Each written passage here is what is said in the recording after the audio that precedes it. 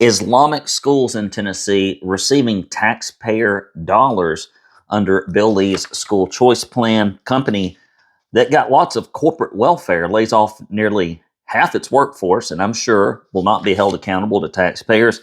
A media outlet claims First Amendment protection after Memphis tax force reporting backlash. Tennessee school districts still passing the trash and allowing sexual misconduct to keep going. Turning Point USA chapter at UTC is approved despite student pushback. Memphis Planned Parenthood has shuttered its door after the Trump administration Medicaid rules. Memphis Safe Task Force makes 562 arrests in under 2 weeks. Guys, this is Brandon Lewis with a 10-Con Big 7 news update. We are the state's largest conservative news alternative. Do go to TennesseeConservativeNews.com, hit that subscribe button so you can be up to date on the stories that are going on that conservatives care about. You can also support us by going to TennesseeConservativeNews.com/support or sending your checks to P.O. Box 625, Signal Mountain, Tennessee 37377. We are the state's only and largest conservative news alternative, and the reason we can tell the truth is because supporters like you actually kick in. And I have a few letters from the mailbag. Here's one from Patricia. It says, "Keep up the good work. God bless you." Here is one from Dan, one of our best and biggest continual supporters. "Thanks, Brandon and the crew, for the great job you do keeping us informed as to what our elected officials are not doing. As a California burnout escapee, I will do all I can to make sure Tennessee never gets close to the insanity of the liberal state policies." Here's a nice little card that I got sent with a Liberty Bell on the front. It says, "Thank you for fighting the good fight. Sincerely, Jeannie, thank you for being with me for all these years." Here's another one that we got. There's a sympathy card for Craig. I'm not going to read it out, but thank you to Kevin for sending it. It means quite a deal. Back to the stories. Real high production value here, people. Real high. So Governor Bill Lee's push for school choice may have opened the door for something many Tennesseans didn't see coming: taxpayer dollars funding schools that promote Islamic teachings and lobbying lawmakers to shape state policy. Critics say it's not what they signed up for. Governor Lee's education scholarship program passed earlier this year, which allowed taxpayer dollars to go to private schools. Now, this bill had all kinds of problems with it. We basically ended up spending $20,000 to give away a $7,000 scholarship. It was loaded with bribes. It was called universal, but it ain't universal because Brandon Lewis can't use it. It was only going to be used for about 1% of students. And there are strings that come attached from the Tennessee Department of Education to monitor private schools. Tennessee Department of Education is so bad at its job, we had to create this program to get people out of the schools it manages. I don't see why we would put them in charge. But several Muslim schools have been approved to receive these funds, which raises red flags. Leadership at these Islamic schools have been actively lobbying state officials, including hosting a Muslim Day on the Hill, where over 40 students met with lawmakers in 35 meetings. Now listen, the fact of the matter is, historically, Islam has not been kind or helpful or supportive of the cultures unto which it goes into. You can look at Western Europe. You can look at places inside the United States where they're pushing Sharia law. It's always, no pun intended, the camel's nose under the tent. And it's incompatible, in my opinion, with our Constitution.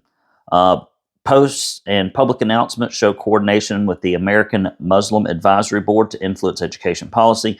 Critics like Michael Hickborn of the Lopatano Institute said this could amount to taxpayer-funded Islamic indoctrination, calling it unjust and dangerous. Christian Education's initiatives. Richard Hawkins said using public funds to support ideologies that are incompatible with the Constitution is dangerous and irresponsible. And finally, Jody Barrett, one of the few who voted against the program, rightly so, says the state is withholding key information, leaving legislators and taxpayers in the dark. Oh, Jody, our government would never do those things. Are you kidding me? When have Cameron Sexton, Bill Lee, or Randy McNally not been completely forthright and truthful in their electioneering? Whenever their lips are often moving. Company receiving Tennessee taxpayer dollars, corporate welfare, lays off nearly half of promised workforce. These large corporations go up there, they give the politicians $1 million, they get $1 billion, and we're supposed to feel good about it because they call it economic development.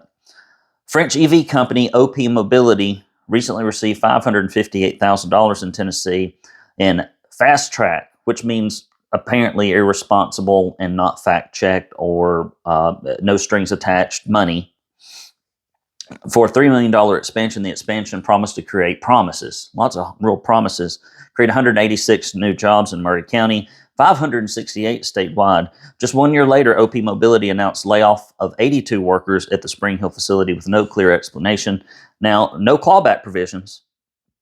This is how Bill Lee and the economic development people in Tennessee manage your taxpayer dollars. No clawback provisions exist, meaning the state can't recoup any of the taxpayer money, even though the company failed to meet job targets. You can't run a government. Number one, we don't need to be playing winners and losers. That's not conservative. Number two, when people fail to deliver for the taxpayer as promised, the taxpayer should at least get their money back. It's bad enough they got taken in to begin with. OP Mobility is one of the large corporations, including Amazon, GM, Tyson, and Oracle, that have received state incentives with little accountability for their promises. And it's because they're all in it together. The big corporations and the Rhino Republicans, they're just basically they're their corporate and their political paymasters. And whether or not they succeed or not, you and I always pay the bill.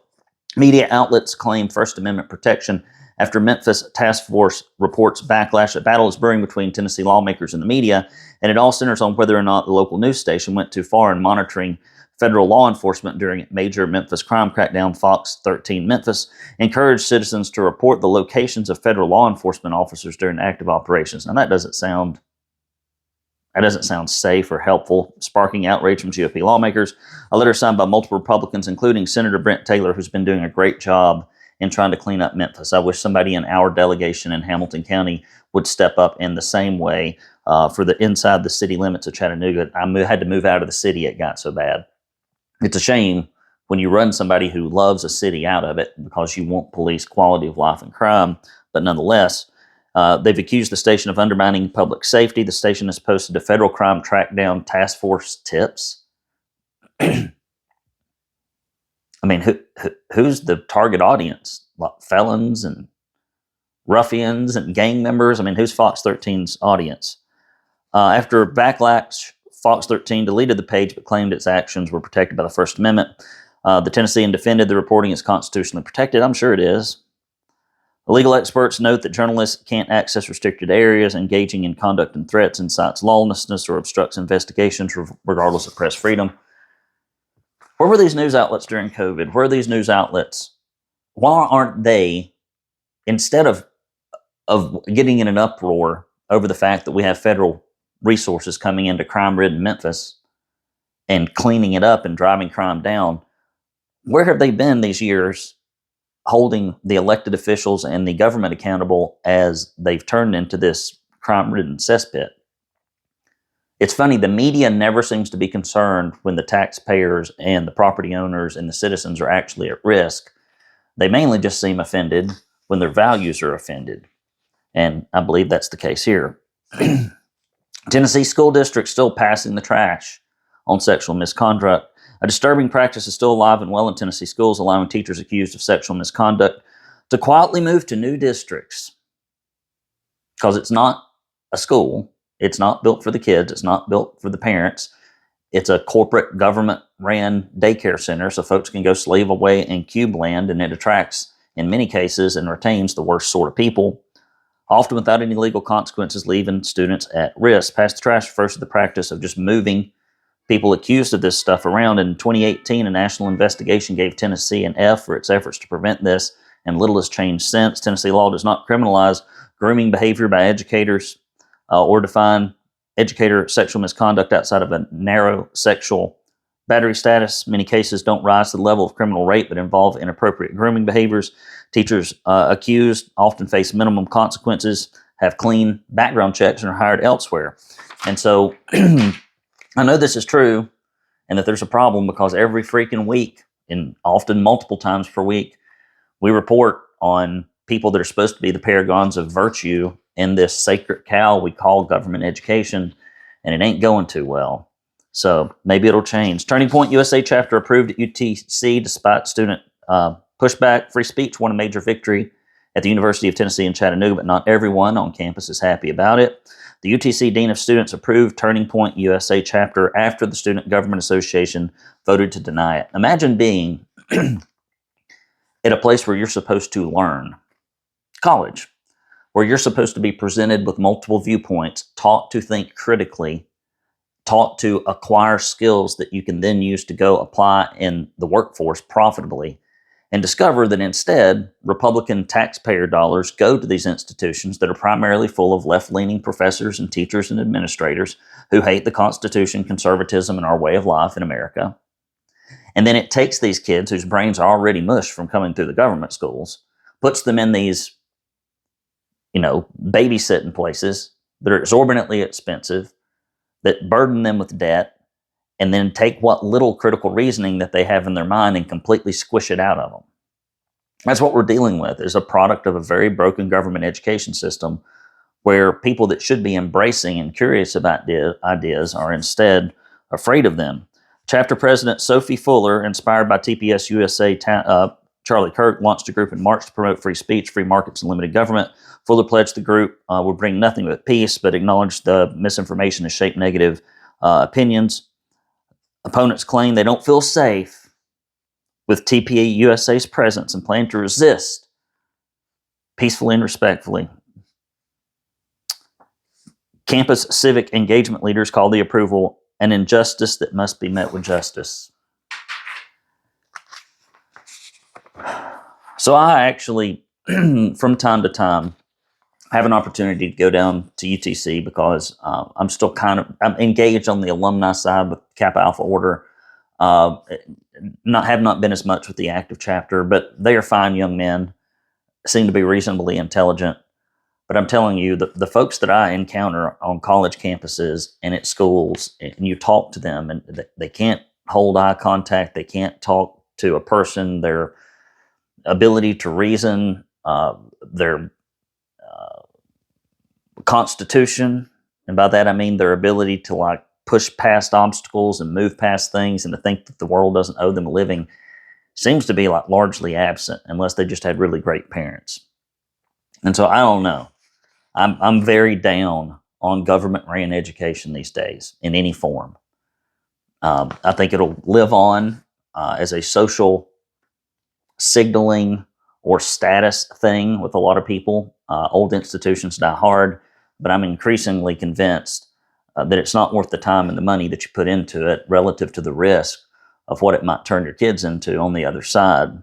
Memphis Planned Parenthood closes. Congratulations. After Trump administration Medicaid rules, a Planned Parenthood clinic in Memphis has shut its doors.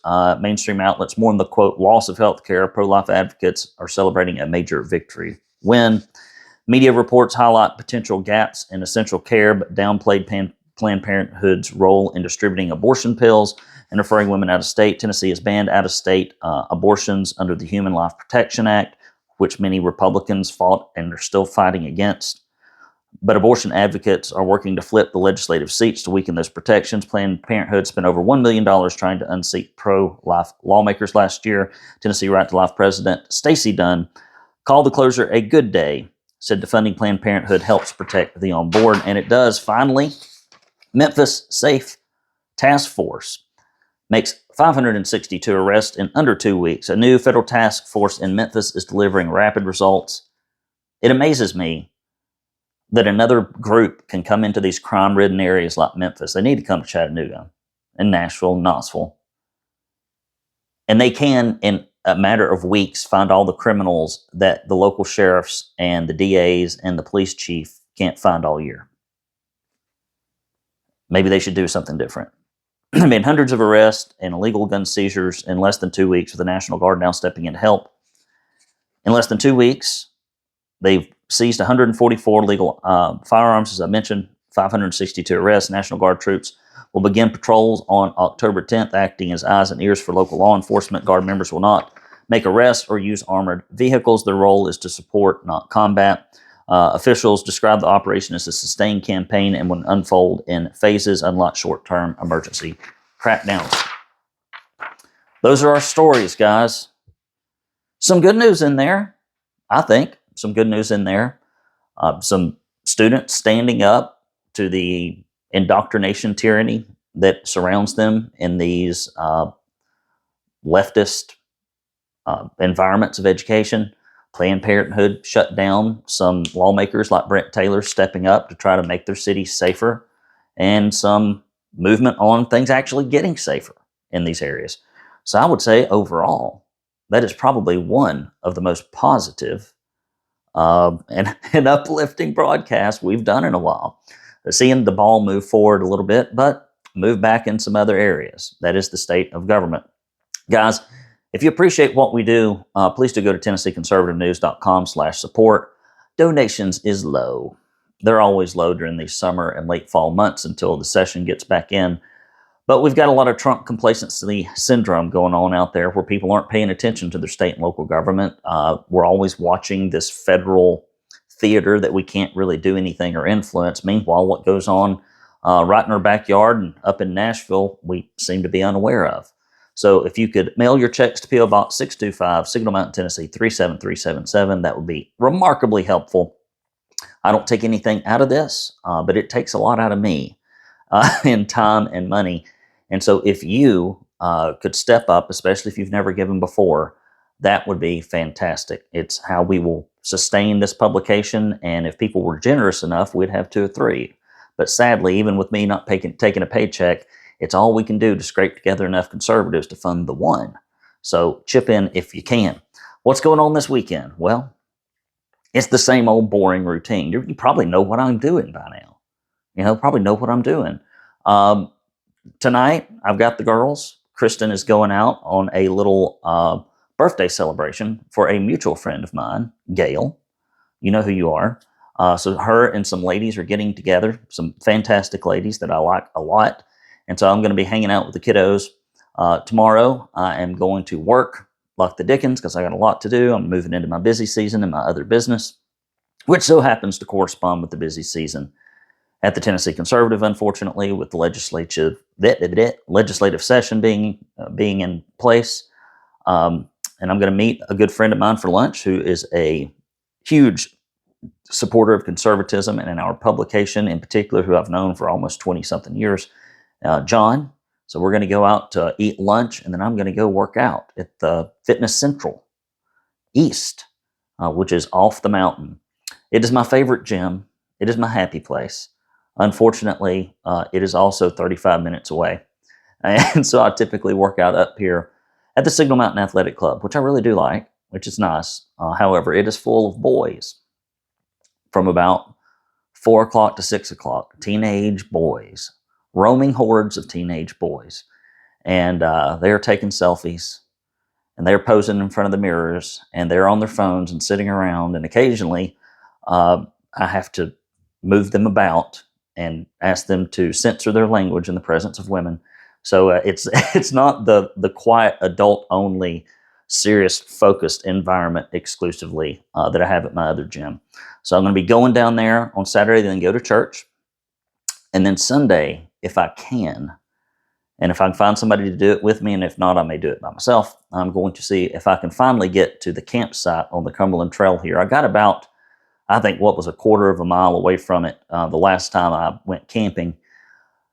But then dark started coming. I was like, we just got to make a campsite where we are because I got started too late. That's the story of my life. Started too late, too much to do. And so I'm going to see if I can get up bright and early on Sunday morning and find what I'm looking for out there. And if I don't think it'll matter because I think I will enjoy just being out there in God's cathedral anyway.